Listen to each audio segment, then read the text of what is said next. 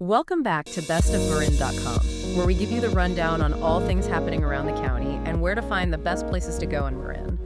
Today, we are diving into something that looks really simple on a map, but is actually a pretty complex emotional negotiation. Navigating the Marin park system, because, let's be honest, going to the park around here can mean anything from a toddler survival situation to an absolute spiritual experience up on a ridgeline. Yeah, it really is a massive spectrum. In Marin, picking a park isn't actually about geography. Right. It's about matching the destination to your current battery level. Ask yourself, do I want an adventure or do I just want to sit on a bench and not be asked a single question for 20 minutes? So let's start at the top of that energy meter. The high effort, high reward stuff. The classic Marin drama. Mount Tamalpais State Park. Exactly. The stuff that ends up on postcards, redwoods and ridges, and feeling like you were on top of the world. Tam is definitely iconic, but it demands respect. It's a true destination park. You don't just casually pop up to East Peak because you have to account for the microclimate might be 70 degrees in Mill Valley. And then up on the ridge, you're dealing with 30-mile-per-hour winds and fog so thick you literally can't see your shoes.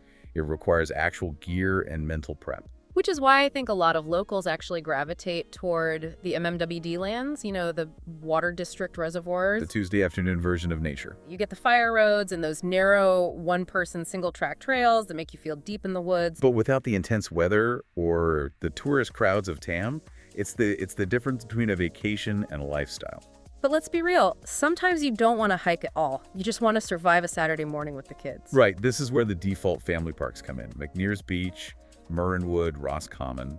And the thing that makes these work is rarely the slide or the swings, it's the amenity loop. Yes, the proximity to coffee. Completely. Places like Roscommon work because you are within striking distance of high-quality coffee and food. You turn a playground stop into a 3-hour outing because you didn't have to pack a cooler. It lowers the friction enormously.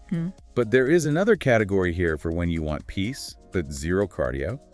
The low-effort scenery spots. My absolute favorite genre. It's totally valid. We're talking Piper Park and Larkspur, Hamilton Wetlands, or Deer Island. Those flat paved paths. Perfect for strollers or scooters. You get expansive water views, but you completely skip the elevation maps. It's nature without the sweat equity. Okay, but what about the work week? We aren't always looking for a half-day excursion. We have these little pocket parks tucked into downtowns. Like Hal Brown Park or San Anselmo Creek Park. Right. On paper, they look tiny, but I find myself there constantly. Because they serve a totally different psychological function. They aren't destinations, they are resets. Just a 20-minute window between meetings.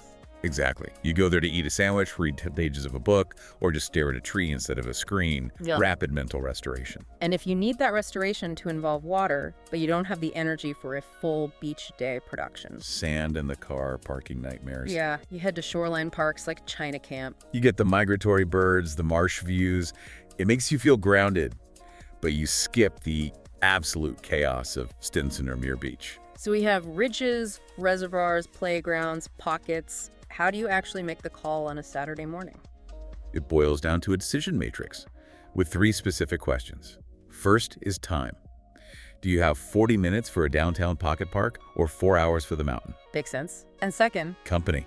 Are you managing the chaos of kids, which points to McNears, or are you solo, opening up those quiet MMWD trails? and the third factor, Feeling. This is the most important one. Do you want to feel energized? Go find elevation and wind on Tam. You want to feel grounded? Go find a bench by the water at Hamilton. I love that. It validates that the best park isn't some static ranking. It's just the one that solves the problem you have right now. Precisely. The landscape is there to serve the lifestyle, not the other way around. Here is something to think about, though, before we go. As you figure out your own matrix, consider how your definition of the perfect park might completely change 5 years from now as your lifestyle shifts. The county map stays the exact same, but your use of it is always evolving. That is a great point. You really have to keep rediscovering your own backyard. Don't forget to sign up to our email list for updates on our next episode and latest events. Until next time, we will catch you on bestofmarin.com.